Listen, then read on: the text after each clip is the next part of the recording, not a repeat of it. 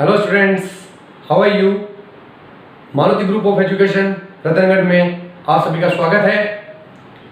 Lockdown के season में आप लोग घर बैठे हैं, तो घर बैठ करके आप लोग कैसे अपने सब्जेक्ट्स की बेटर तैयारी कर सको, इसके लिए मारुति ग्रुप ऑफ एजुकेशन आप लोगों के लिए एक मुहिम लेकर के आया है, जिसमें स्कूल ने अपना एक यूट्यूब चैनल जारी करा है, जिसमें सारे सब्जेक्ट टीचर आपके लिए अपने सब्जेक्ट्स के कुछ इंपॉर्टेंट टॉपिक्स के वीडियोस लेकर के आएंगे।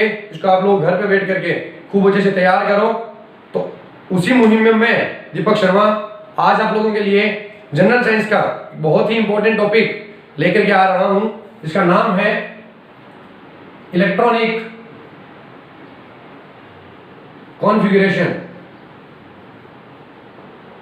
इलेक्ट्रॉनिक कॉन्फ़िगरेशन में आप लोगों को आज पढ़ाऊंगा how to write electronic configuration of any elements of the periodic table. यानी कि पीरियोडिक टेबल की किसी भी एलिमेंट का इलेक्ट्रॉनिक कॉन्फ़िगरेशन अगर आप लोगों को लिखना हो तो आप बड़े ही इजीली इसको लिख पाओगे। मैं आप लोगों को पूरा मेथड से भी बताऊंगा और लास्ट में एक छोटी सी ट्रिक भी दूंगा, वो ट्रिक जो शायद आप लोगों ने अभी तक नहीं देखी है। तो वीडियो को पूरा लास्ट तक देखना आप लोग, और नोटबुक और पेन लेकर के बैठे। आप लोगों को जो भी चीज इंपॉर्टेंट लगती जाए उसको आप नोट करते चलिए, ताकि आप लोगों के पास में नोट्स भी प्रिपेयर हो जाए। बिना आप लोगों का टाइम वेस्ट करे स्टार्ट करता हूं मैं how to write electronic configuration, यानी कि इलेक्ट्रॉनिक विन्यास कैसे लिखते हैं। सबसे पहले आपको मैं स्टार्टिंग में ये बताना चाहता हूं कि इलेक्ट्रॉनिक कॉन्फ़िगरेशन होता क्या है, किसे बोलते हैं हम लोग इलेक्ट्रॉनिक कॉन्फ़िगरेशन। तो देखो, इलेक्ट्रॉनिक कॉन्फ़िगरेशन में आपको ये बोलूं कि इलेक्ट्रॉनिक कॉन्फ़िगरेशन किसी भी इलेक्ट्रॉन का एक एड्रेस होता है, एक परमानेंट एड्रेस होता है। परमानेंट एड्रेस मतलब देखिए, जो एटम होता है आप लोगों ने पढ़ा है, उस एटम के अंदर सेल्स होती है।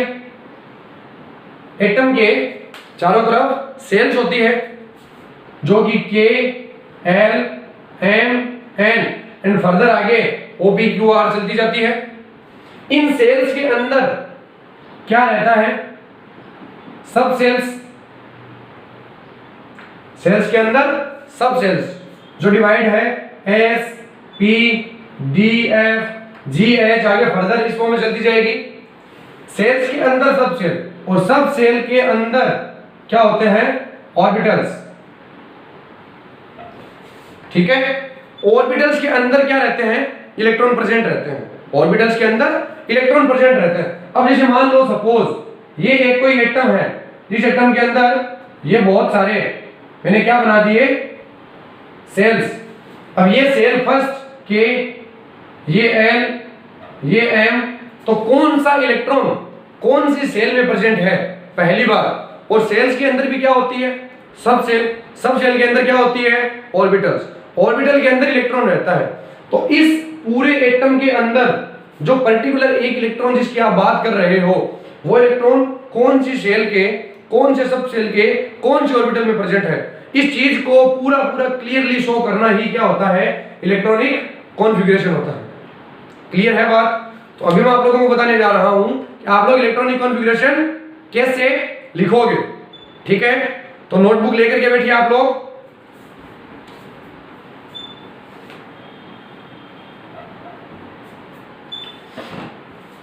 चलो, सबसे पहले मैं आपको बता रहा हूं सेल्स। देखो, इधर मैं लिखने जा रहा हूं सेल्स, इसको हिंदी में हम लोग बोलते हैं कोष। कितनी सेल्स होती है, तो देखिए स्टूडेंट्स, मैं आपको सबसे पहले बता रहा हूं सेल्स के बारे में। एटम्स के आउटर में सेल्स होते हैं, के, देन एल, फिर एम एंड देन एन, ये सेल्स है। बताओ सेल्स के अंदर क्या प्रेजेंट रहता है।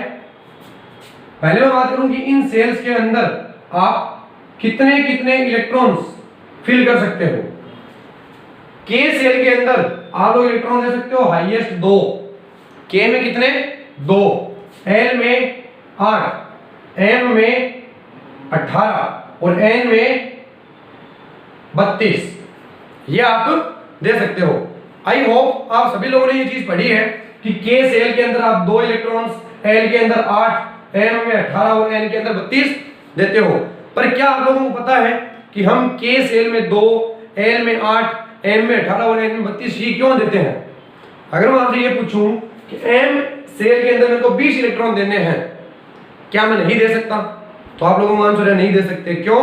क्योंकि एम की कैपेसिटी हाईएस्ट 18 इलेक्ट्रॉन की है। लेकिन क्यों है एम की कैपेसिटी हाईएस्ट 18 इलेक्ट्रॉन की क्यों है, 20 इलेक्ट्रॉन क्यों नहीं दे सकता मैं इसमें? तो देखिए इसके लिए मैं आप लोगों को बता रहा हूं कि the highest capacity of electron in any cells is equals to 2n²। ठीक है, वापिस बोल रहा हूं मैं, किसी भी सेल में हाईएस्ट इलेक्ट्रॉन्स की जो कैपेसिटी होती है वो होती है 2n² के इक्वल। किसी भी सेल्स में आप हाईएस्ट कितने इलेक्ट्रॉन दे सकते हो? 2n²। n यहां पे क्या है? तो देखो सेल्स को अपन n से डिनोट करते हैं। k के लिए नंबर 1, l के लिए 2, m के लिए 3, n के लिए 4, ये सेल्स का नंबर है।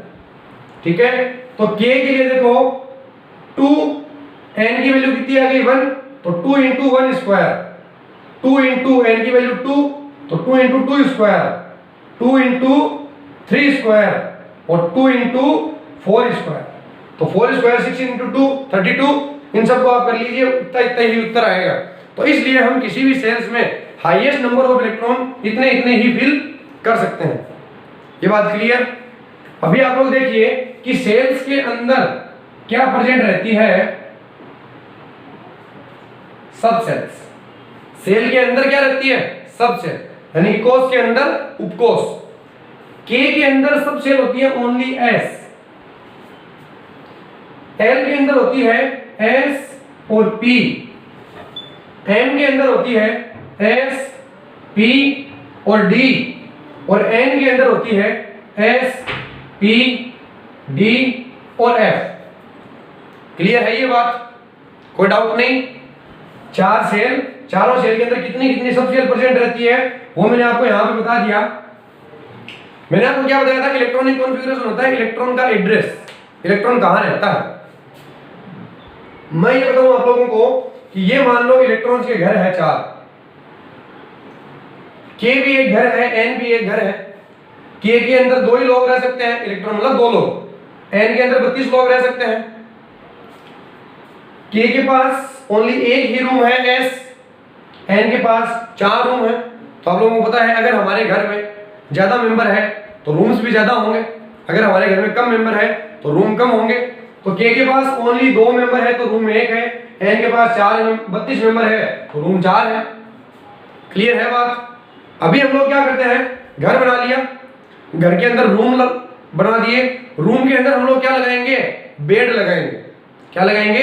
बेड। उन बेड पर सोएंगे जो भी लोग हैं, घर के जो मेंबर है वो रूम के अंदर रहते हैं और रूम के अंदर बेड के ऊपर सोते हैं। तो अभी मैं इस घर के इन रूम्स में बेड लगा रहा हूं। बेड का मतलब मैं यहां पे बना रहा हूं ऑर्बिटल्स। तो देखो एस जो रूम है छोटा सा है, केवल 2 आदमियों का, तो एक बेड इनफ होगा यहां पे। क्लियर है बात? एस का जो रूम है छोटा सा है, केवल 2 आदमी रहते हैं वहां पे, तो एक डबल बेड लगा दूं। एक डबल बेड मतलब उस पे 2 आदमी आ सकते हैं इजीली। क्लियर है ये बात? अभी आप लोग ये देखिए कि यहां पे मेंबर कितने हैं? 8, और रूम कितने हैं यहां पे? 2, एक एस और एक पी। एस के अंदर मैं पहले से कितना बेड बना चुका हूं? 1, तो वो तो एक एस का एक पड़ा ही रहेगा, प्लस अब इस एक बेड में कितने आदमी आ गए? 2। 8 में से 2 गए, बच गए कितने? 6 आदमी बच गए। 6 आदमी के लिए मेरे को कितना बेड बनाना पड़ेगा? 3। तो मैं यहां पे बेड बना दूं 3। अभी आप समझिए इसको स्टोरी वाइज, आगे मैं आपको और क्लियर कराऊंगा। अभी आप लोग ये देखिए कि एस के अंदर एक बेड लगाया, पी के अंदर 3 बेड लगाए, तो यहाँ पे एस, पी, डी तीनों है। एस का एक बेड तो होगा ही, प्लस पी का 3 बेड होगा, प्लस अब डी के पास कितने होंगे? तो देखिए यहाँ पे मेंबर कितने रुकवाने हैं आपको? 18। कितने? 18। आपने बेड कितने बना दिए? 4 बेड पे कितने आदमी आ गए? 8। बच गए कितने? 10 आदमियों के लिए कितने बेड बनाओगे? 5। और डी के रूम में बेड कितने हो जाएंगे? 5। बात क्लियर? एस में 1, पी में 3, डी में 5। एस पी डी तो यहाँ पे है ही, 1, प्लस 3 प्लस 5 तो होगा ही, प्लस F के रूम में कितने वेट आएंगे? तो देखिए आदमी आपको कितने रुपये है यहाँ पे 32, 1 और 3 4 और 5 9, कितने बेड बना दिए 9 बेड में कितने लोग आ जाएंगे 18, 32 में से 18 गए, बच गए कितने 14 और 14 आदमियों के लिए बेड कितने बनाने पड़ेंगे 7। क्यों? क्योंकि एक बेड पे 2 ही आदमी रहेंगे। ये बात क्लियर है? तो ये बेड जो मैंने बनाया ये क्या है? ये ऑर्बिटल्स है, और एक बेड में मैंने कितने आदमियों को ठहराया है 2 को, मींस एक ऑर्बिटल में हाईएस्ट कितने इलेक्ट्रॉन्स रह सकते हैं? तो हाईएस्ट 2 इलेक्ट्रॉन्स रह सकते हैं। कौन कौन से सब शेल में कितने कितने इलेक्ट्रॉन्स हैं? तो S के अंदर 1 ऑर्बिटल, P के अंदर 3 ऑर्बिटल, D के अंदर 5 ऑर्बिटल्स और F के अंदर 7 ऑर्बिटल्स। क्लियर? तो देखो K के पास ओनली S सबशेल है, ध्यान दीजिए इस बात का। K के पास ओनली सबशेल कौन सी है? S के पास ऑर्बिटल एक ऑर्बिटल में इलेक्ट्रॉन 2, तो यहाँ पे इलेक्ट्रॉन कितने आ जाएंगे 2, और I भी कितने हैं 2। तो मैंने K के अंदर 2 इलेक्ट्रॉन क्यों भरे, समझ में आ गई बात? क्योंकि K के पास ओनली S ऑर्बिटल है, S सबशेल है, उसमें एक ही ऑर्बिटल है। अभी आप देखिए L के पास 2 सबशेल S और P, S के पास 1 ऑर्बिटल, P के पास 3 ऑर्बिटल, यानी कि S में 2 इलेक्ट्रॉन, P में 6 इलेक्ट्रॉन, टोटल इलेक्ट्रॉन 8, और कितने आ रहे हैं 8। तो L के अंदर 8 क्यों दिए, समझ में आ गई? क्योंकि उसके पास ऑर्बिटल उस हिसाब से है। M के पास कितने इलेक्ट्रॉन्स 18, S का 1 ऑर्बिटल यानी कि 2 इलेक्ट्रॉन, P के पास 3 ऑर्बिटल यानी कि 6 इलेक्ट्रॉन, D के पास 5 ऑर्बिटल यानी कि 10 इलेक्ट्रॉन। तो 10 और 6 16 और 2 18, तो ये 18 आ गए। N के पास कितने 32, S के 2, P के 6, D के 10, F के पास ऑर्बिटल 7 यानी कि 14, तो 14 और 10 24, 24 और 36 और 2 32, तो ये 32 इलेक्ट्रॉन। तो किस सेल के अंदर कितने इलेक्ट्रॉन कौन कौन से सब सेल में है, क्लियर है? जैसे मान लो N के अंदर 32 इलेक्ट्रॉन हैं, तो उनमें से 2 है S में, 6 है P में, 10 है D में, 14 है F में। इस हिसाब से कौन सी सेल के अंदर जो इलेक्ट्रॉन है वो कौन कौन सी सब सेल में है, ये बात क्लियर हो गई अच्छे से, कोई डाउट नहीं है। अभी हम लोग, मैं आपको एलिमेंट को देख करके ये देखना सिखाऊंगा कि आप इसका इलेक्ट्रॉनिक कॉन्फ़िगरेशन करोगे कैसे, लिखोगे कैसे। देखिए आप लोग, तो अभी मैं आपको देखो इलेक्ट्रॉन्स फिल करने के इलेक्ट्रॉनिक कॉन्फ़िगरेशन के कुछ रूल बताने जा रहा हूं। रूल ये है कि ये आपका एक एटम है जिसका ये न्यूक्लियस, इसके अराउंड ये K सेल, ये L सेल, ये M और ये N, ये 4 सेल हो गई, K L M N।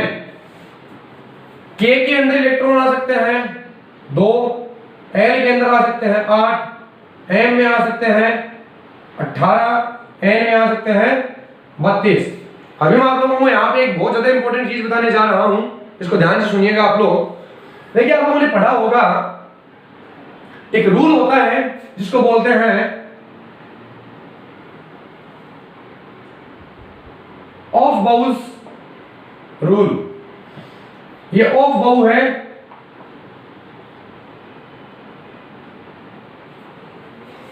इसकी स्पेलिंग अलग अलग बुक्स में अलग अलग है, तो आप लोग स्पेलिंग में मत जाइए, ऑफ बाउ ने जो काम किया उस पे आप लोग देखिए।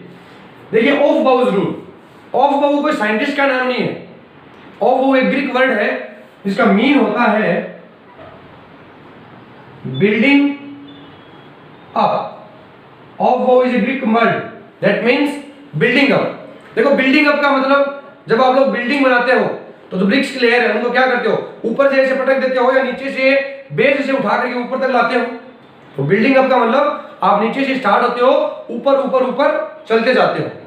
तो ऑफ बाउ रूल का मतलब यही है, जब आप लोग इलेक्ट्रॉन भरोगे तो आपको नीचे से ऊपर की तरफ चलना है, यानी कि आप सबसे पहले K में इलेक्ट्रॉन भरोगे, कितने 2। ऑफ बाउ रूल ये कहते हैं कि जब तक K पूरा फुल नहीं हो जाता आप L के अंदर इलेक्ट्रॉन नहीं डाल सकते, L पूरा फुल नहीं हो जाता आप M में नहीं डाल सकते, और जब तक M के अंदर इलेक्ट्रॉन पूरे नहीं भर दिए जाते आप लोग N में नहीं जा सकते। क्लियर है ये बात? अच्छे से देखिए आप लोग, मान लो मैं बात कर रहा हूं आपके सामने ऑक्सीजन की। बताओ ऑक्सीजन का एटॉमिक नंबर कितना होता है? 8। यानी ऑक्सीजन के एटम में कितने इलेक्ट्रॉन हैं? 8। वो 8 इलेक्ट्रॉन मैं कैसे दूंगा? तो सबसे पहले मैं के सेल के अंदर इलेक्ट्रॉन दूंगा। के की कैपेसिटी 2 इलेक्ट्रॉन की, तो ये मैंने दे दिया 2। फिर आऊंगा एल में, 2 चले गए, बताओ कितने बच गए? 6। वो 6 दे दूंगा मैं एल में। मैंने 8 इलेक्ट्रॉनों को भरने के लिए कितनी सेल्स का यूज किया? 2 सेल का। आप मेरे को ये बताओ, क्या एल के अंदर अकेले के अंदर 8 की कैपेसिटी नहीं है? है। तो क्या मैं ये वाला नया लिख करके मैं ओनली 8 कर देता तो? मैंने 8 ओनली एल में भर दिए, मेरे को 2 सेल का यूज करना पड़ रहा है। मेरे पास एक ही सेल में जब इतनी कैपेसिटी है कि मैं उतने इलेक्ट्रॉन डाल सकूं, तो मैं 2 अलग अलग सेल का यूज क्यों कर रहा हूं? और वो का रूल है। मान ली बात, क्या होता है हमारे साथ जनरली टीचर आते हैं, हमको बता देते हैं, हमें से कोई क्वेश्चन पूछेगा कि सर 2 और 6 हमने 2 सेल का यूज क्यों किया, हमने 8 इलेक्ट्रॉन साथ में क्यों नहीं डाले? केवल एक आंसर मिलेगा, ऑफ बाउज रूल। हम लोग सेटिस्फाई होकर बैठ जाएंगे कि हाँ ऑफ बाउ का रूल है। लेकिन क्यों ऑफ बाउ ने ये रूल दिया, ये बताओ मेरे को। ऑफ बाउ ने क्यों ये रूल दिया कि इलेक्ट्रॉन नीचे से ऊपर भरेंगे, इलेक्ट्रॉन ऊपर से नीचे क्यों नहीं भर सकते? ऑफ बाउ के दादा तो है नहीं कि जिसने बोल दिया कि इलेक्ट्रॉन ऐसे भरना है, आप वो बात लेकर के बैठ गए। ऑफ बाउ ने ऐसा ही क्यों कहा कि नीचे से ऊपर इलेक्ट्रॉन भरने, ऊपर से नीचे क्यों नहीं भरने? इस चीज पे गौर किया कीजिए। अगर इस साइंटिस्ट ने या ऐसा कोई रूल बना है तो वो रूल ऐसा ही क्यों बना? जब भी कोई रूल बनता है माय डियर, तो उस रूल के पीछे की कुछ ना कुछ स्टोरी जरूर होती है। इस स्टोरी के अकॉर्डिंग ये रूल बना। ऐसे नहीं कि कोई बहुत बड़ा साइंटिस्ट है, उसके सपने में कोई चीज आ गई, उसने बता दिया कि आपको इस चीज को फॉलो इस तरीके से करना है, आप उस तरीके से उसको फॉलो करते जाओ ना। अगर उसने ये बात बोली तो उसने ये बात क्यों बोली? जैसे ऑफ बाउ का रूल अगर ये है कि इलेक्ट्रॉन नीचे से ऊपर भरने हैं, तो हम लोग 2 और 6 का फॉलो करें, लेकिन क्यों? वाई? क्यों हम लोग इलेक्ट्रॉन्स को नीचे से ऊपर भरे, ऊपर से नीचे क्यों नहीं भरे? ठीक है, तो मैं आपको इस चीज की एक्सप्लेनेशन दे रहा हूं। देखो फिजिक्स के अंदर एक एवरग्रीन इक्वेशन है जो मे भी आप लोगों ने पढ़ी होगी, PE is equals to mgh। PE is equals to mgh। ठीक है, यहां पे PE क्या है? Potential energy. यहां पे PE potential energy, m is mass, जिस पार्टिकल की आप एनर्जी निकाल रहे हो उसका मास। g क्या है? तो g आपका ग्रेविटेशनल फोर्स है। और h क्या है? तो h है हाइट। h है हाइट। जिस पार्टिकल की आप लोगों को एनर्जी निकालनी है, उसके मास, उसके ग्रेविटेशनल फोर्स और उसकी हाइट को मल्टीप्लाई कर दो, आपकी एनर्जी निकल जाएगी। बताओ मास किसी भी पार्टिकल का कांस्टेंट होता है? क्या कोई पार्टिकल जब इतनी दूरी से इतनी दूर तक आया तब तो वो 10 ग्राम का था, इतनी दूरी से ऊपर जाके वो 20 ग्राम का बन गया, फिर वो 50 ग्राम का बन गया? क्या ऐसा होता है? ऐसा नहीं होता। जो भी पार्टिकल है उसका मास कांस्टेंट, उस पार्टिकल पे लगने वाला ग्रेविटेशनल फोर्स कांस्टेंट। लेकिन H, क्या H कांस्टेंट है? तो नहीं, H जो है वो क्या है? वो वेरिएबल है, वो चेंज होता रहता है। पार्टिकल पहले अलग हाइट पे आते हैं, फिर अलग हाइट पे आते हैं। तो बताओ PE is equals to mgh। अगर m और g कांस्टेंट है, अगर m और g कांस्टेंट है, तो जब h इंक्रीज होगा तो E भी इंक्रीज होगी। यानी कि मैं ये बोल दूं कि एनर्जी जो है वो हाइट के डायरेक्टली प्रोपोर्शनल है। जब मैं हाइट को बढ़ाऊंगा तो एनर्जी ऑटोमेटिकली बढ़ेगी। ये बात क्लियर? और यहां पे मैं आज आपको केमिस्ट्री का एक बहुत इंपॉर्टेंट स्टेटमेंट बताने जा रहा हूं, जो नॉट ओनली आपकी 11th और 12th और कॉलेज में लाइफ टाइम तक काम आएगा। अगर आपको केमिस्ट्री के अंदर मास्टर डिग्री करनी है तो ये स्टेटमेंट आपको हमेशा काम आएगा। और ये है स्टेटमेंट, लोअर एनर्जी मोर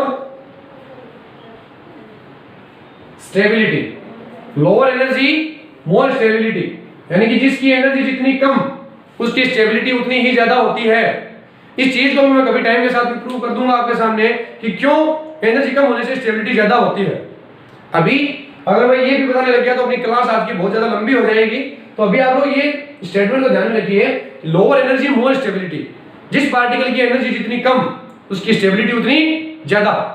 ठीक है, अब देखो अगर मैं इस न्यूक्लियस से इधर जा रहा हूं, न्यूक्लियस के जस्ट पास में K cell, then L, then M, then N, ऐसा होता है। तो जब मैं न्यूक्लियस के ऊपर की तरफ जा रहा हूं, बताओ हाइट क्या हो रही है, बढ़ रही है। सबसे कम हाइट किसकी है, K की, उससे ज्यादा L की, उससे ज्यादा M की और उससे ज्यादा N की। बताओ ये हाइट का रेशियो आ गया या नहीं आ गया, KLMN इंक्रीजिंग ऑर्डर आ गया। और हाइट अगर ज्यादा, अगर हाइट ज्यादा तो एनर्जी भी ज्यादा। तो हाइट का ये आ गया तो एनर्जी का भी क्या आ गया, KLMN। अगर N की सबसे ज्यादा हाइट तो N की एनर्जी भी सबसे ज्यादा। और लोअर एनर्जी मोर स्टेबिलिटी, जिसकी एनर्जी जितनी कम उसकी स्टेबिलिटी उतनी ज्यादा। तो स्टेबिलिटी का ऑर्डर क्या बन जाएगा यहां से बताइए, KLMN। ये बात क्लियर। अगर K की हाइट सबसे कम है तो K की एनर्जी भी सबसे कम है, और अगर K की एनर्जी सबसे कम है तो K की स्टेबिलिटी सबसे ज्यादा है। और कोई भी इलेक्ट्रॉन एटम के अंदर आप लोग बताओ स्टेबल रहना चाहेगा या नहीं रहना चाहेगा, स्टेबल रहना चाहेगा। अगर कोई भी इलेक्ट्रॉन स्टेबल रहना चाहेगा तो वो सबसे पहले कहां जाएगा, K में, उसके बाद L, फिर M, फिर N। अगर K में जाएगा, K पूरा फुल हो गया तो बेचारे के पास कोई ऑप्शन ही नहीं है, वो कहां जाएगा, L में। L अगर फुल हो गया तो वो कहां जाएगा, M में, उसके बाद वो कहां जाएगा, N में। तो ये इतनी बात जो मैंने बताई वो क्लियर है अच्छे से, इसको नोट कीजिए। और आगे बताता हूं मैं आप लोगों को। देखिए अभी मैंने आपको ये बता दिया कि सबसे पहले इलेक्ट्रॉन K में, फिर L में, फिर M में, फिर N में। आप ऐसे इलेक्ट्रॉन डालोगे, K के पास ओनली S है, L के पास S भी है, P भी है, M के पास S, P, D तीनों है, और N के पास S, P, D, F चारों है। क्लियर। अभी आप लोग ये बताओ मेरे को कि हाइड्रोजन का जब इलेक्ट्रॉनिक कॉन्फ़िगरेशन करोगे, हाइड्रोजन कितने नंबर पे आता है, एक नंबर पे। तो वो एक इलेक्ट्रॉन एक नंबर पे आता है, मतलब उसके अंदर इलेक्ट्रॉन एक है।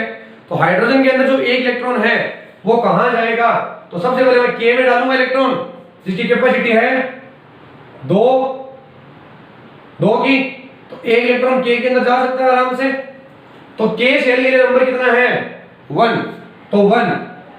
और K के अंदर सबसे ज्यादा कौन सी है, S, तो 1 के अंदर S, और उसमें इलेक्ट्रॉन कितना है, 1, तो 1s1। ये हाइड्रोजन का इलेक्ट्रॉनिक कॉन्फ़िगरेशन बन जाएगा। लोग क्लियर है ये बात। अभी आप आओ हीलियम पे। हीलियम नंबर 2 पे आता है, हीलियम नंबर 2 पे आता है। तो दो इलेक्ट्रॉन भी मैं K में ले सकता हूं आराम से। K का नंबर 1, तो 1 के अंदर S, तो S, और उसमें इलेक्ट्रॉन 2, तो ये 2। तो हाइड्रोजन का 1s1, हीलियम का 1s2। अभी नेक्स्ट अपन बात करते हैं लिथियम की। बताओ लिथियम कितने नंबर पे आता है, 3 पे। तो सबसे पहले मैं K में इलेक्ट्रॉन दूंगा, लेकिन K में तो इलेक्ट्रॉन जा सकते हैं 2 ही, बच गया 1, वो आगे L में जाएगा। तो ये तो होता है सेल कॉन्फ़िगरेशन। ओनली मैंने 2 1 लिख दिया, ये सेल कॉन्फ़िगरेशन कि 2 इलेक्ट्रॉन K में है, 1 इलेक्ट्रॉन L में है। अगर मैं सब सेल कॉन्फ़िगरेशन करूं तो ये 2 इलेक्ट्रॉन है K में और ये 1 इलेक्ट्रॉन है L में। देखो K के लिए नंबर 1, तो नंबर 1, K के पास ओनली S, तो S, उसमें इलेक्ट्रॉन कितने हैं, 2, तो ये 2। L के लिए नंबर 2, तो ये 2 के पास S भी है, P भी है, लेकिन पहले क्या आएगा, S। क्यों पहले S आएगा ये भी मैं बताऊंगा अभी आपको।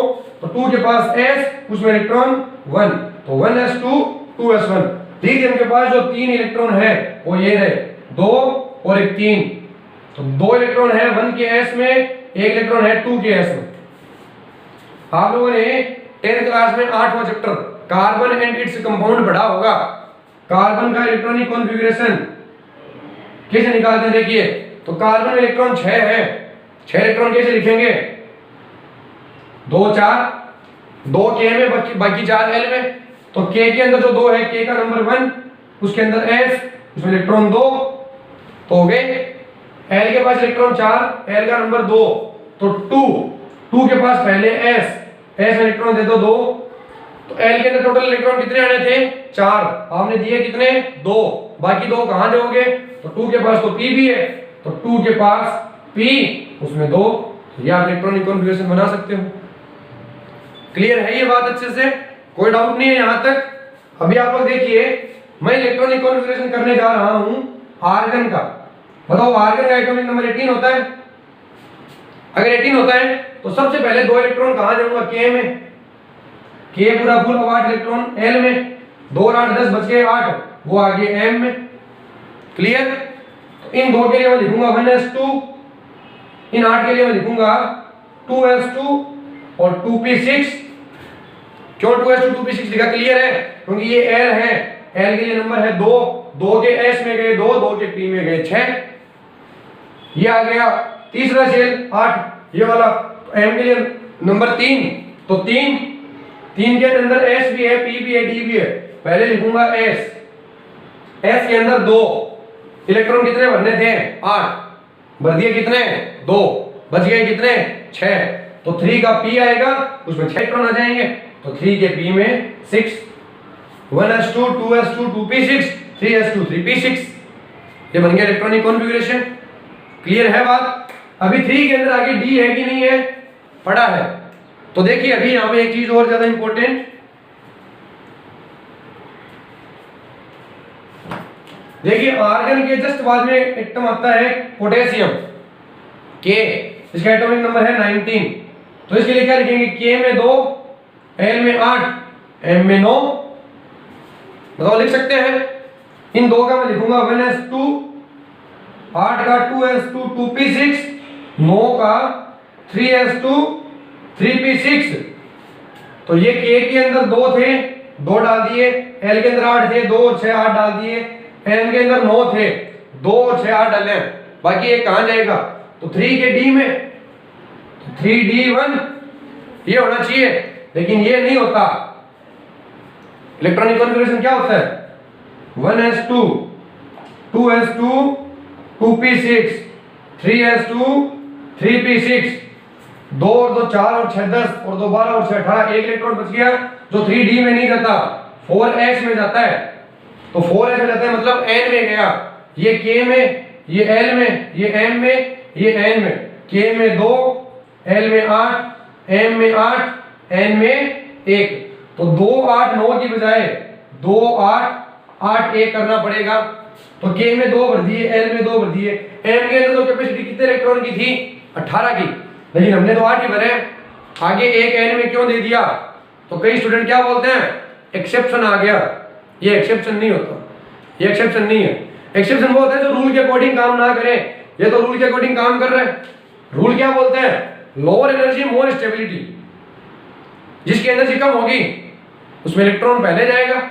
तो अगर कभी आपको 2 ऑर्बिटल के अंदर, 2 सब शेल के अंदर डाउट आ जाए कि कौन से की एनर्जी ज्यादा होगी कौन से की कम होगी, तो वहां पे एक रूल है n plus l rule, n plus l rule, ठीक है? n का नंबर और l का नंबर जोड़ दो, जिन 2 ऑर्बिटल्स में, जिन 2 सब शेल में आपको डाउट है, जिसके लिए n प्लस l कम आ रहा है, इलेक्ट्रॉन पहले उसमें जाएगा। तो देखो n क्या है? n तो K11 के लिए वैल्यू है 1 2 3 4, l क्या है? तो l है सब शेल, s के लिए 1, p के s के लिए 0, p के लिए 1, d के लिए 2 और f के लिए 3, ये l की वैल्यूज है। तो देखो इलेक्ट्रॉन जाना चाहिए था कहां पे? 3d में, लेकिन गया कहां पे?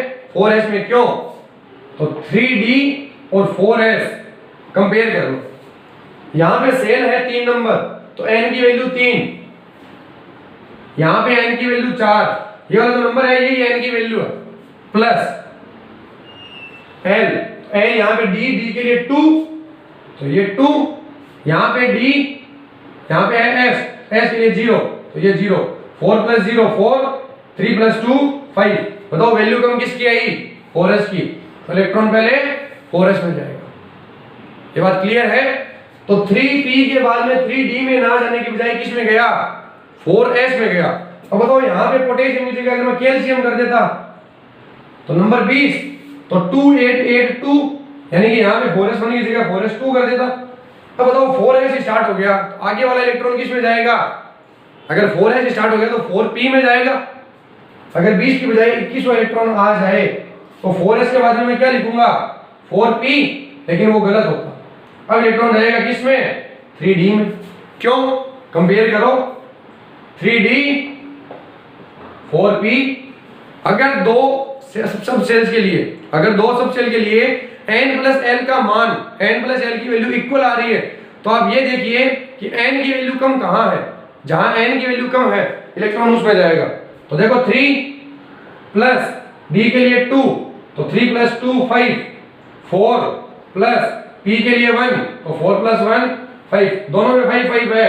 n की वैल्यू यहाँ कम है 3d, तो 4p की बजाय इलेक्ट्रॉन पहले कहाँ जाएगा? 3d में। तो आप लोगों ने देखा कि ऑफ पावर रूल से इलेक्ट्रॉन 15-20 तक तो सही से भरे जा रहे थे, लेकिन अब आगे हर बार आप लोगों के लिए दिक्कत आ रही है। आप n प्लस l को कहां तक चलाते जाओगे? बहुत आगे, अब आगे वापस n प्लस l में दिक्कत आ जाएगी। तो हर एक एटम के लिए आप दो सब सेल लो, n प्लस l बनाओ, वो पॉसिबल नहीं है ये चीज। तो मैं आप लोगों को एक ट्रिक बता रहा हूं बहुत ही शानदार, जिस ट्रिक को ध्यान में रखते हुए आप लोग पीरियडिक टेबल के किसी भी एलिमेंट का इलेक्ट्रॉनिक कॉन्फ़िगरेशन एकदम से चुटकियों में कर दोगे। आपके लिए केवल 1 मिनट का काम बन जाएगा किसी भी एटम का इलेक्ट्रॉनिक कॉन्फ़िगरेशन लिखना। कैसे करते हैं ट्रिक देखिए आप लोग। देखिए अभी मैं आप लोगों को बताने जा रहा हूं ट्रिक।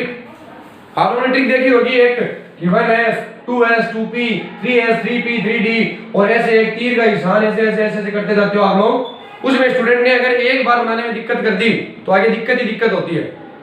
तो मैं आपको उससे एक बढ़िया ट्रिक बता रहा हूं। देखिए k l m और n, 1 2 3 और 4, ये 4 सेल है जो मैंने लिख दी और उसका नंबर लिख दिया। अब आप ये बताइए कि s k के अंदर कौन सा सब सेल होता है? ओनली एक। कौन सा? s। तो जिस सेल के अंदर जो सब सेल होता है मैं उसको दो दो बार लिख दूंगा। जैसे k में s है तो s और s। क्लियर है बात? कोई डाउट नहीं है यहां तक? अब आप ये देखिए कि ये s तो आगे चलता रहेगा सभी में ही, लेकिन जैसे ही अपन ऊपर वाली सेल से नीचे वाली सेल में जाएंगे एक सब सेल इंक्रीज हो जाएगा। तो जब k से l में है कौन सा इंक्रीज हो गया? s तो था ही, एक और आ गया कौन सा? p। तो l के अंदर दो हो गए, p और s, तो दो बार लिख दूंगा मैं p और s। s ऊपर भी था यहां भी आ गया, फिर p और s नीचे भी चलते जाएंगे, लेकिन जब l से m में होगा तो एक और इंक्रीज हो जाएगा, वो कौन सा है? d। तो ps की जगह क्या बन जाएगा? d p s। दो बार लिखूंगा तो d p s। क्लियर? आगे d p s नीचे भी आएंगे, लेकिन n के अंदर एक और इंक्रीज हो जाती है, वो कौन सी है? f। तो f d p s, f d p s, ये लीजिए, ये मैंने सारी की सारी सब सेल लिख दी। कोई डाउट है? वापिस बोल रहा हूं, देखिए जिन सेल के अंदर जो जो सब सेल है वो सारी की सारी आप लोग लिख दो। जो इंक्रीज हो रही है उसको पहले लिखते जाओ, बाकी बाद में, और दो दो बार लिख दो। जैसे k के अंदर s तो s और s, l के अंदर p इंक्रीज हो गई तो p पहले s बाद में, तो ps ps। m के अंदर एक और इंक्रीज होगी d, तो dps dps। n में एक और इंक्रीज होगी f, तो f dps f dps। Clear? अभी आप ये बताइए कि k के अंदर s स्टार्ट हो जाता है क्या? p स्टार्ट हो जाता है क्या k से? नहीं होता। p स्टार्ट होता है कहां से? यहां से। लेकिन क्या l में d स्टार्ट हो जाता है? नहीं होता। d स्टार्ट होता है कहां? यहां। और n से स्टार्ट होता है क्या? f। तो जहां भी s दिखे उसको नंबर 1 देना है, जहां p दिखे उसको नंबर 2 देना है, जहां d दिखे उसको नंबर 3 और जहां f दिखे उसको नंबर 4। तो सबसे पहले s पे ध्यान दीजिए, ये सबसे पहला s है तो इसका नंबर 1। अब आगे गिनते जाओ, तो ये 2 3 4 5 6 7 8। क्लियर? अभी पी पे आ जाओ, पी सबसे पहले कहाँ है, यहाँ, तो पी को नंबर 2 देना है, तो 2 3 4 5 6 7। डी के लिए नंबर 3, तो डी यहाँ है, 3 4 5 6, और एफ के लिए नंबर 4, तो 4 और 5। ये आपकी ट्रिक बन गई। आप ऐसे इलेक्ट्रॉन भरते जाओ, आपकी कहीं कोई मिस्टेक नहीं आएगी। 1s, फिर 2s, फिर 2p, फिर 3s, फिर 3p, और अभी आपने देखा था 3p के बाद में क्या आया था, 4s, और 4s के बाद में क्या आया था, 3d। तो 1s 2s, 2p 3s, 3p 4s, 3d 4p 5s, 4d 5p 6s, 4f 5d 6p 7s, 5f 6d 7p 8s। केवल एक बात का ध्यान रखिएगा, s के अंदर इलेक्ट्रॉन 2, p के अंदर 6, d में 10 और f में 14। ये इलेक्ट्रॉन्स आपको भरते जाने हैं। जैसे सपोज मैं आप लोगों को एक एग्जांपल दे रहा हूं, अभी आप लोगों को जिंक का इलेक्ट्रॉनिक कॉन्फ़िगरेशन करना है, जिसमें नंबर 30 इलेक्ट्रॉन 30 होते हैं। तो देखिए सबसे पहले 1s 2 2s 2 2s के बाद 2p, तो p में 6, 2p 6, 2p के बाद में 3s, तो 3s, s में 2, तो 3s 2, 3s के बाद में 3p, तो 3p 6, 3p के बाद में 4s, तो 4s 2, 4s के बाद में 3d, तो 3d, d में 10, तो ये 10 इलेक्ट्रॉन गिनिए आप लोग, तो 2 2 4 6 10, 10 और 2 12, 12 और 6 18, 18 और 2 20, 20 और 10 30, तो इलेक्ट्रॉन हो गए 30। ये बन गया इलेक्ट्रॉनिक कॉन्फ़िगरेशन। तो आपको कुछ नहीं करना, ये छोटी सी ट्रिक लिखनी है। इस ट्रिक के अंदर जितने जितने इलेक्ट्रॉन आते हैं उतने उतने भरते जाओ। आप किसी भी एलिमेंट का, पीरियोडिक टेबल के किसी भी एलिमेंट का कॉन्फ़िगरेशन अच्छे से लिख सकते हो। क्लियर है ये बात? और भी बहुत सारी चीजें हैं आपको इलेक्ट्रॉनिक कॉन्फ़िगरेशन में बताने लायक, लेकिन अभी यहाँ पे बताया तो ये क्लास बहुत बड़ी हो जाएगी। अपन बहुत ज्यादा बड़ी क्लास नहीं बनाना चाहते, तो अभी आप लोग आज की क्लास में इतना करिए। नेक्स्ट पार्ट में मैं आप लोगों को वापस इलेक्ट्रॉनिक कॉन्फ़िगरेशन ही लिखना वापस बताऊंगा, जो और फर्दर बहुत बड़े रूप में होता है, वो हम लोग आपसे डील करेंगे। तो आई होप ये आप लोगों को समझ में आया होगा।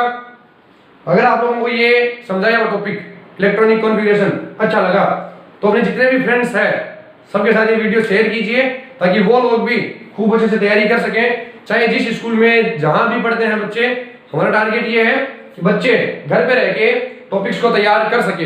तो आप लोग अपने फ्रेंड सर्किल में वीडियो को शेयर कीजिए, और अगर आपको ये वीडियो पसंद आया, आपको ये टॉपिक समझ में आया, तो वीडियो को लाइक कर दीजिए, चैनल को सब्सक्राइब कर दीजिए।